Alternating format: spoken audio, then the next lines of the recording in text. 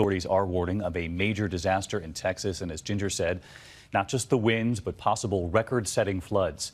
With no steering currents, Harvey isn't going anywhere. Once it hits, it will be there for days. ABC senior national correspondent Matt Gubman live in Corpus Christi, Texas tonight. And Matt, what are you seeing already? It's not just about seeing, it's about feeling this storm, David. Hard to stand up in this wind, and the rain is coming down, and what seems like rivers incredibly. There are still people on the roads here now. Harvey's really beginning to sink its teeth into this part of Texas, but this is just a jab. The full punch is still coming. Harvey is smashing into the Gulf Coast tonight, packing ferocious wind, an ocean of water, and officials say deadly potential. It's the most powerful storm to hit the U.S. in over a decade, and from space, you can see the monster storm sprawling over the Gulf, already spawning tornado warnings. Back up, back up, back up, back up. Pushing a mountain of water before it, that storm surge plowing into Padre Island. Winds stripping bark from trees in Port O'Connor. About 11:30 here, and the wind is really picking up. The rain coming down hard, pelting you. It feels like they're little needles pounding your eyes at this point. And the hurricane is still probably 100 miles out. And this massive storm is still intensifying.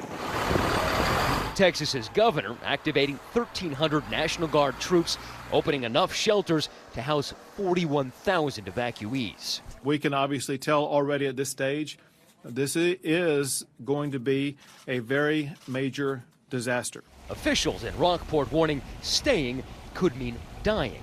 Those that are going to stay, it's unfortunate, but they should make some type of preparation to mark their arm with a Sharpie pen, put their Social Security number on it. We drove there earlier this afternoon. This is Rockport, Texas. This is one of the towns that's going to get hit hardest, and you can see house after house completely boarded up. This place is a ghost town. FEMA warning this could be a very significant disaster for Texas, as President Trump was briefed in the Oval Office. With just hours before landfall, shelves all over the storm zone are bare. Evacuation routes choked with those trying to flee. This is the line to get gas. Absolute insanity over this hurricane. Those traffic jams at gas stations not letting up. Some pumps even running out of fuel. Hurricane hunters tracking wind speeds near the eye, topping 130 miles per hour. The storm, a major hurricane. 10 million people now under watches and warnings, but landfall is only the beginning. Some spots expected to get a 12-foot storm surge and nearly 3 feet of rain. Corey Davis and her family boarding up, fearful that the wall of water could devastate Port O'Connor.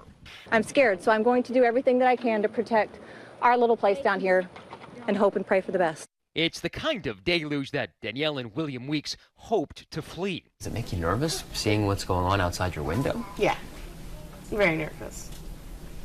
And what about your home? We actually live in an RV, so we unfortunately had to leave it on the island. So we're pretty worried that we won't have a home to go back to.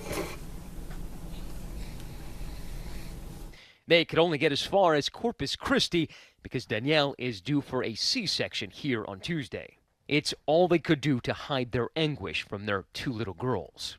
Tens of thousands of Texas residents ordered to flee, but some, like Janice Moore, staying behind, believing her home is stronger than Harvey. I feel like most residents do need to leave because they don't know what they're doing, but I feel like I do know what I'm doing. Harvey is expected to sit over the Gulf Coast, pummeling it for days, with effects felt for hundreds of miles. After Texas's governor indicated people in Houston should evacuate, Houston's mayor told residents to stay put for now.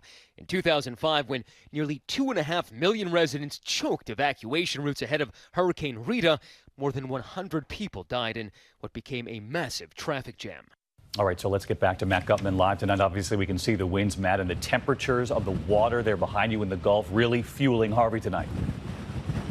That's right, David. Now, at this time of year, the water is always warm in the Gulf of Mexico. You see it roiling behind me. This year, it's abnormally warm, 87 degrees, some of the warmest water on the planet, and that is turbocharging this storm.